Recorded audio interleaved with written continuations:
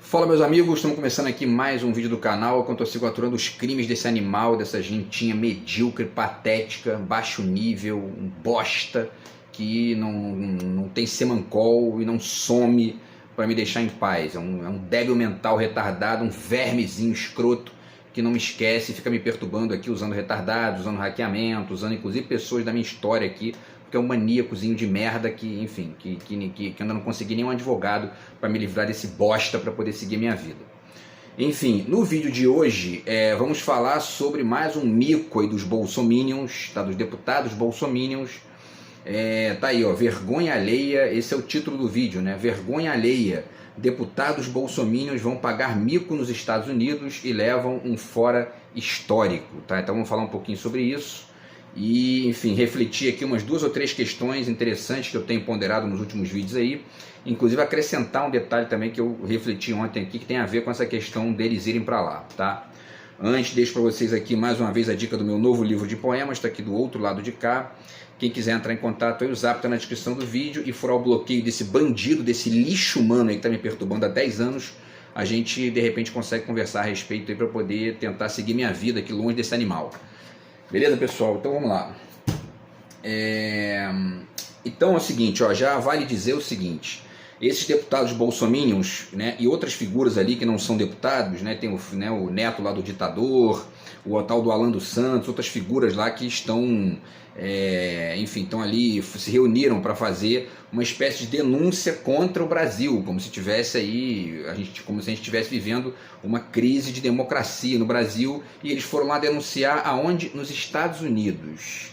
E aí a gente vai ver que, dentre outras coisas aqui, isso reflete, enfim, a canalice dessa gente, reflete ao mesmo tempo o complexo de Poodle, né? E vamos entender o porquê aqui, tá? E uma série de outras bizarrices aqui que a gente vai ponderar, ao mesmo tempo em que vamos também fazer uma reflexão rápida sobre uma das falas lá, né?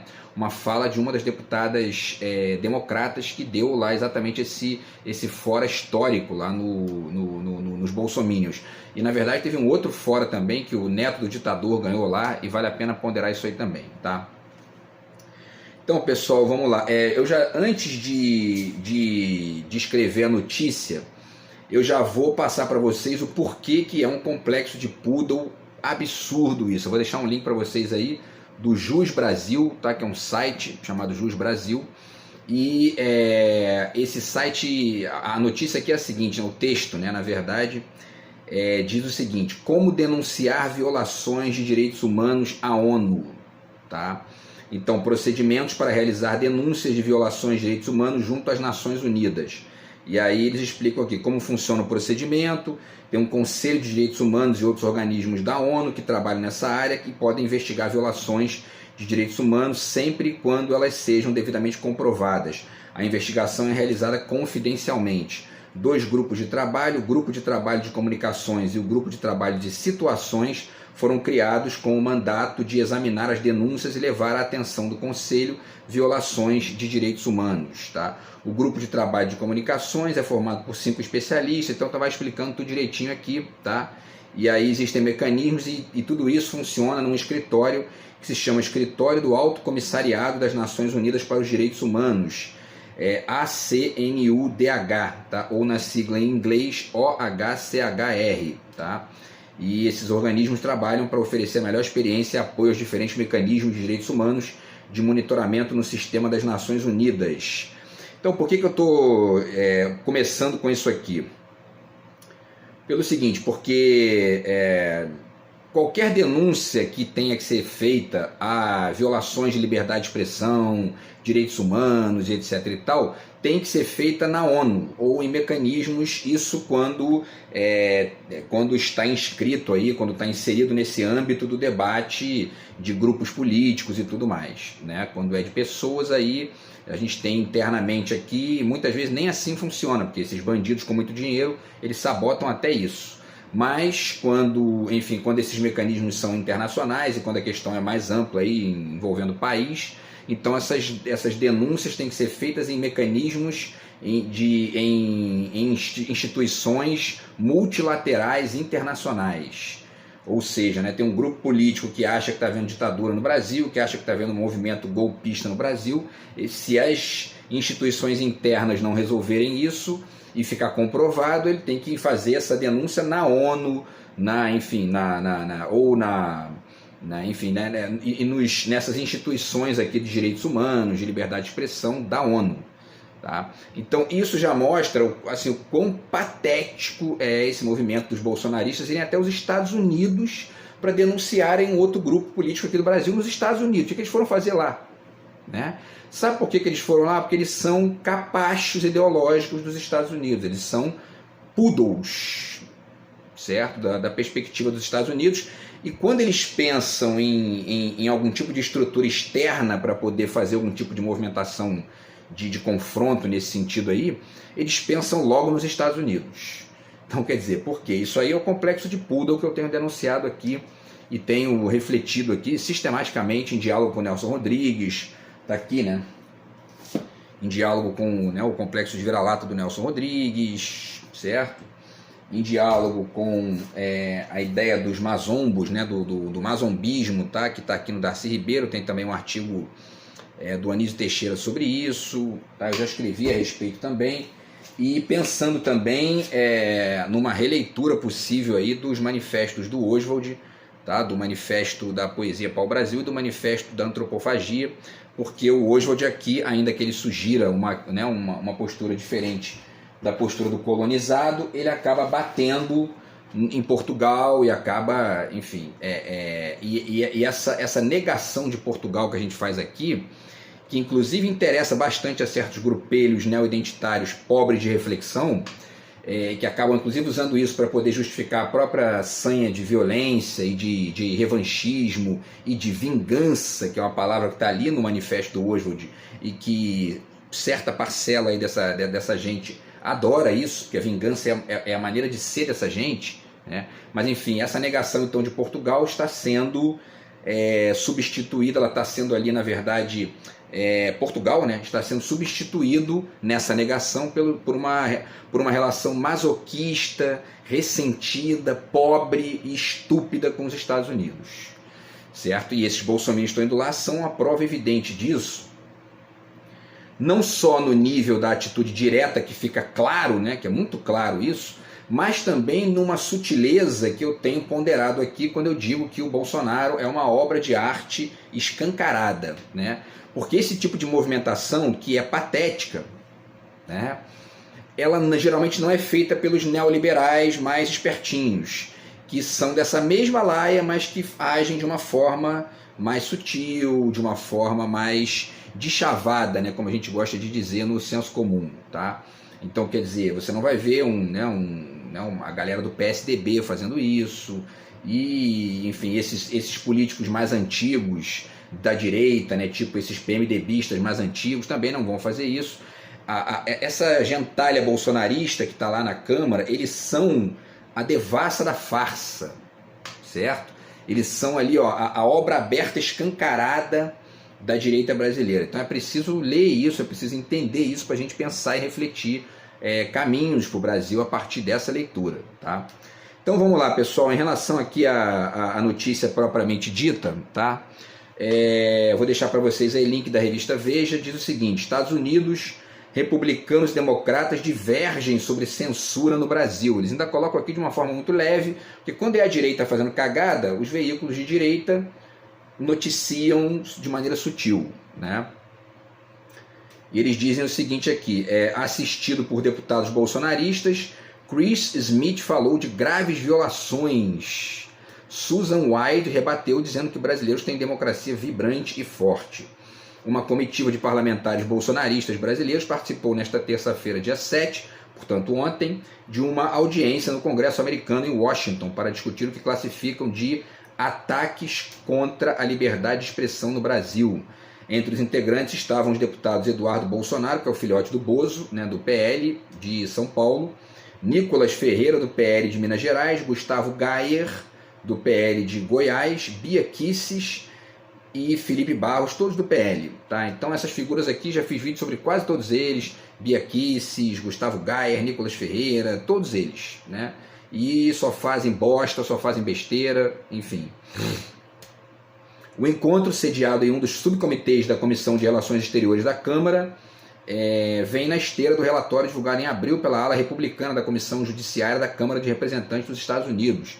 O documento reuniu uma série de decisões sigilosas do ministro do Supremo Tribunal Federal, Alexandre de Moraes, para derrubar ou suspender perfis do X, que é o antigo Twitter. Com 540 páginas, a publicação reuniu manifestações de deputados que classificaram Moraes como ditador, mencionando a investigação determinada pelo ministro contra Elon Musk, dono do Twitter, né, e elogiando a postura do bilionário por se recusar a acatar os pedidos de censura do STF. A sessão também se dá um dia após a Câmara dos Estados Unidos ter enviado à Organização dos Estados Americanos, OEA, um pedido de informações sobre denúncias a respeito de censura, violação à liberdade de expressão e abuso de autoridade no Brasil. Tá?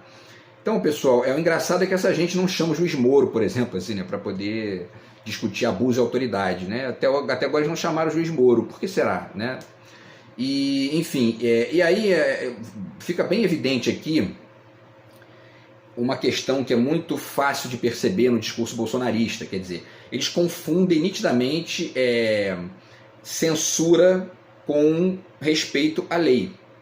Para eles, liberdade de expressão é poder ofender os outros, é poder difamar os outros, é poder caluniar os outros, é poder espalhar fake news, espalhar mentiras sobre vacina, sobre, enfim, sobre política mesmo, e sobre ações públicas, e sobre a história da esquerda, sobre o Lula, dizer que ele é ladrão. Eles todo dia repetem isso, e se a justiça diz que você não pode chamar alguém de ladrão sem ser ladrão, então você tem que respeitar isso, né? Porque senão é calúnia, difamação, mas para eles isso é censura. Quando você vai ver o que eles têm, é porque eles estão nesse barato aqui porque tem alguns presos, tem outros que estão aí sofrendo processo, tem outros que estão sofrendo aí, enfim, represálias de retirar os vídeos da internet. Mas por quê? Porque estão divulgando difamação, calúnia e muitas vezes informações falsas que atrapalham o trabalho público ali, até de solução de alguns problemas, né? Então, quer dizer, nitidamente eles confundem, né, o respeito ao espaço do outro, o respeito à imagem dos outros e tudo mais com censura, né? Como se o mundo fosse uma liberdade de fazer o que a gente quer a qualquer hora, né, a qualquer momento, tá? Então, enfim, esse aqui é um ponto, tá? E aí eles citam aqui as figuras que estão lá, né, o tal do Chris Smith e tudo mais, que é um cara que está no 21º mandato já pelo estado de Nova Jersey, e o Smith é um dos principais porta-vozes do bolsonarismo junto à direita americana. Em março, ele já havia tentado realizar uma audiência para tratar do mesmo tema, o cerceamento, entre aspas, da liberdade de expressão no Brasil, desta vez na Comissão Tom Lantos de Direitos Humanos, mas o encontro acabou sendo postergado após a intervenção de um parlamentar democrata. Na ocasião, Schmidt organizou uma coletiva de imprensa com parlamentares brasileiros, entre eles Eduardo Bolsonaro, para denunciar a medida. Tá? E aí tem um outro detalhe, né, pessoal? Essa galerinha aqui dos próprios Estados Unidos, né, eles parecem ser também esse tipo de retardatário aí, né, que é uma galerinha que está meio que são esses conservadores que de repente nunca se incomodaram com política e agora como decidiram, né, participar do processo e fazem uma lambança atrás da outra, criam situações absurdamente inúteis. Esse encontro aqui é totalmente inútil do ponto de vista de não vai gerar nada de modificação do contexto brasileiro, nada de modificação do contexto dos Estados Unidos, da conexão dos dois países, nada, é um zero. Assim, né? Essa gente está gastando dinheiro à toa lá do contribuinte brasileiro e tudo mais, e pior, estão queimando o filme do Brasil, estão pagando mico lá fora como bons vermes que são, né?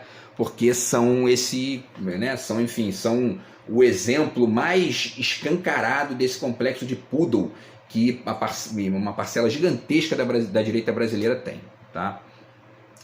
Então, enfim, e aí, pessoal, um último detalhe aqui é o seguinte, tá? Para poder finalizar essa reflexão aqui, vamos então para duas repercussões aqui, tá? Duas repercussões. Primeiro, e aí eu vou fazendo aqui também os comentários, né, que eu tenho feito aqui. E, sim, antes ainda de fazer essas duas repercussões, só um comentário rápido aqui, porque eu falei da questão, né, da liberdade que eles acham que tem que ter para poder mentir, espalhar fake news, difamação, calúnia, etc. e tal. Está aqui esse livro, né, da Lúcia Santaella, que eu já citei várias vezes aqui, A Pós-Verdade é Verdadeira ou Falsa, e em certo sentido, que eu ainda tenho que elaborar melhor aqui, porque eu pensei muito rápido isso ontem, essa ideia de pós-verdade, que não é nem da Lúcia Santaella, ela está aqui refletindo o conceito, né, mas enfim, esse conceito de pós-verdade, ele tem algo sutilmente próximo do conceito de simulacro do Jean Baudrillard. Se a gente pensar, essa ideia de pós-verdade, ela é um pouco isso aqui. O simulacro é isso aí que está se chamando de pós-verdade. Nem todas as tais pós-verdades são simulacros, mas o simulacro ele parece ser bem o desenho dessa tal pós-verdade aí. Tá? Enfim, por que eu estou dizendo isso? Porque muitas vezes se confunde, né? Se confunde dizer que não há mais verdades com a tal da pós-verdade. A pós-verdade é um tipo de fenômeno desse momento que a gente está vivendo, no qual as verdades definitivas, as verdades reduzidas, fixas e tudo mais estão em crise, né? Mas não significa que tudo seja verdade, que tudo seja justificável, que tudo seja legítimo, etc. e tal. Tem muita mentira, muita lambança, muito crime que fica disfarçadinho de pós-verdade, né? Porque a gente também tem que tomar muito cuidado para o conceito. Às vezes tem conceitos que dizem razoavelmente bem alguma coisa, mas que esse dizer razoavelmente bem acaba escondendo uma série de outras nuances ali dessa questão, né? Já falei aqui inclusive sobre a ideia de luta de classes, que também é um pouco isso, né? Então essa ideia de pós-verdade tem um pouco disso aí, tá? Então, pessoal, 2 repercussões aqui para a gente refletir e chegar no final do vídeo, tá? E aí também tem uma contribuição que eu acho interessante aqui para fazer nesse âmbito aqui, tá? No primeiro, o bolsonarista neto do ditador brasileiro levou uma prensa de uma deputada dos Estados Unidos, o tal do Paulo Figueiredo, né? O caricato ativista da extrema-direita, investigado por participar da tentativa de golpe de Estado de 8 de janeiro, o descendente do general Figueiredo ficou acuado e constrangido, tá? Entrou na moda entre os bolsonaristas brasileiros que vivem nos Estados Unidos denunciar uma ditadura imaginária em vigência atualmente no governo do presidente Lula e operada malucamente, a gente está usando aqui uma expressão, né, pelo ministro Alexandre de Moraes do STF, peregrinando ao legislativo norte-americano para tentar envolver o tio Sam nas sandices da extrema-direita tupiniquim. Vários já foram depor no Capitólio estadunidense para explicarem, entre aspas, impropérios como censura e autoritarismo, só que o último que adotou tal expediente acabou se dando mal, né? O extremista Paulo Figueiredo, neto do último ditador brasileiro, general João Batista Figueiredo, investigado por participação no golpe de Estado mal sucedido de 8 de janeiro de 2023, também sentou no imponente salão que abriga os assentos dos representantes do Congresso dos Estados Unidos, em Washington, só que antes de começar com sua ladainha ultra-reacionária, ele levou uma prensa da deputada democrata Sidney Kamlager Dove, tá? E aí, nas perguntas introdutórias feitas pela parlamentar, visivelmente acuado, o neto do derradeiro déspota da ditadura militar afirmou não saber por que é investigado pela Polícia Federal e pelo Supremo Tribunal Federal na ação relacionada à tentativa de golpe de Estado ocorrida há pouco mais de um ano. Só que a pergunta mais devastadora viria a seguir. Afinal, Kamlager Dove estava de frente com um depoente defensor da democracia e contra a censura e o autoritarismo, neto do ditador, né? Defensor do Bolsonaro, né? Aí ela pergunta: você repudia a ditadura militar que governou o Brasil entre 79 e 85? Questionou a deputada, que é exatamente o período do avôzinho dele lá, né? Note que ela destacou exatamente o período em que o avô do extremista esteve à frente do regime de exceção. Engasgado e surpreso com o enquadro da parlamentar, Paulo Figueiredo responde constrangido: isso não tem nada a ver, né? Antes mesmo de concluir, o tom de Kamlager Dove, que é a deputada lá, né, encrespou. Sim ou não? Ela diz para ele responder 2 vezes, ela diz 2 vezes, deixando o radical reacionário ainda mais sem graça, tá? Então essa foi a primeira repercussão aí. O netinho do ditador, né, tomou uma prensa lá nos Estados Unidos, quer dizer, pagou mico, né? Ele não está nem morando aqui, né? Ele está morando lá mesmo, mas enfim, é um brasileiro pagando mico lá fora, é a direita brasileira, né? E a segunda repercussão interessante aqui de ponderar, essa é a mais interessante e vale a pena descrever aqui, é uma fala rápida, tem um minutinho também, e a gente faz aqui as reflexões necessárias para poder finalizar, tá, pessoal? Com um acréscimo aqui também que eu acho importante. É uma resposta da parlamentar dos democratas dos Estados Unidos, Susan Wyde, tá? Ela diz o seguinte: o título da audiência de hoje é, abre aspas, Brasil, uma crise de democracia, liberdade e Estado de Direito. Fecha aspas. Parêntese nosso aqui, né? Quem é essa gente para falar em crise de democracia, liberdade e Estado de Direito? É a direita brasileira, é o simulacro, né? São defensores de ditadura defendendo a liberdade, né? Defensores de golpe de Estado defendendo o Estado de Direito. O negócio, sabe? O negócio é inacreditável, né? Enfim, então, para além do mico, existe essa contradição patética aí, né, na postura dessa gente, mas ela continua. Então vamos lá. Infelizmente, o enquadramento desta audiência, que creio apresentar uma ideia distorcida da democracia brasileira, e fornece uma plataforma para aqueles que procuram miná-la, a democracia brasileira, né? Quer dizer, plataforma, ou seja, está fornecendo voz ali a quem está querendo acabar com a democracia brasileira, né? E aí, então, portanto, faz o oposto disso. Ela pegou a ideia do que é né, enfim, essa direita bolsonarista e a direita de maneira geral no Brasil, né?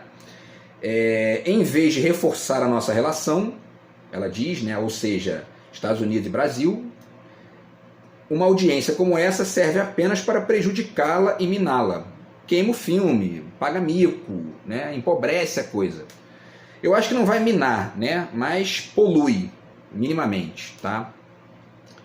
E ela continua: o Brasil é uma forte e vibrante democracia, com uma sociedade civil, uma mídia robusta, uma multidão com partidos políticos que representam diversos espectros políticos e conta com um sistema eleitoral considerado um dos mais seguros e rápidos do mundo. Isso aí também é uma certa bolacha, né, nesses argumentos patéticos dos bolsominions de que a urna foi fraudada e tudo mais, né? Que na verdade é mais uma manifestação dessa obra de arte escancarada que eles são, né? Porque esses direitistas mais espertinhos, eles não fazem isso, né?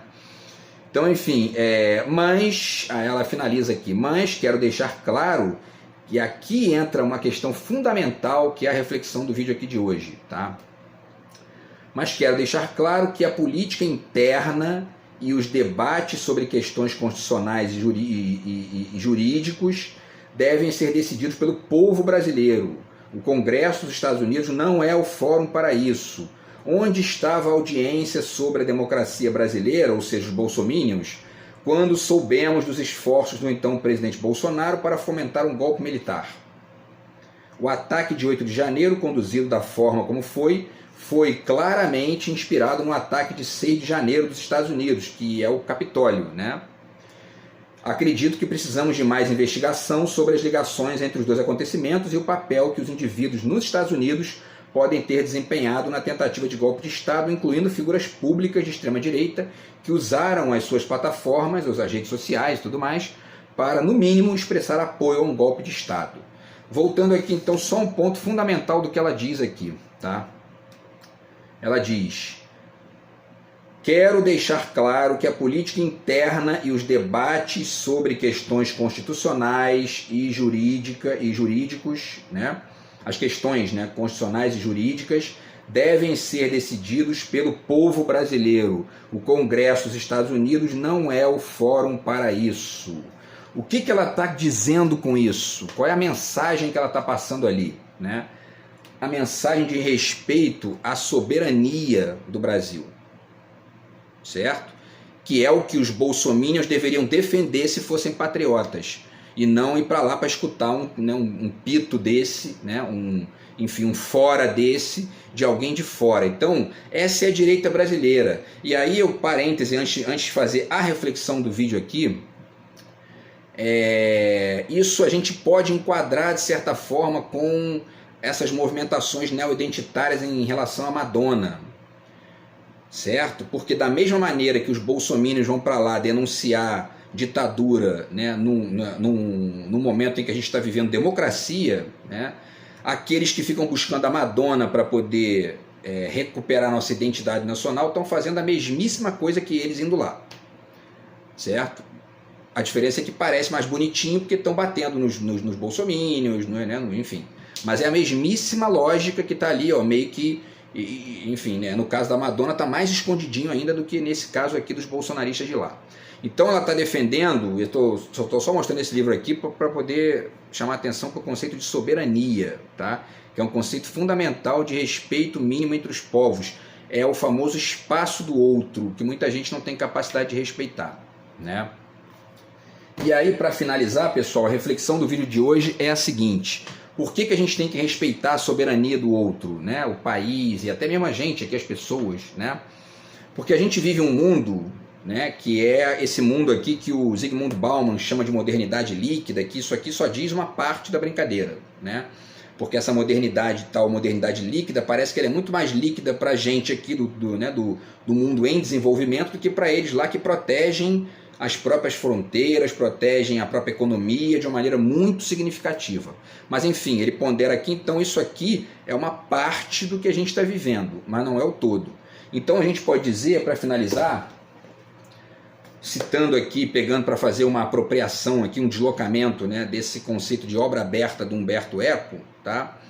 A gente tem que entender o seguinte, que a gente está vivendo uma lógica na discussão de arte, né, de literatura, etc. e tal. Tem muita gente que critica esse conceito aqui do Umberto Eco, dizendo que a obra é aberta, mas não é escancarada, certo?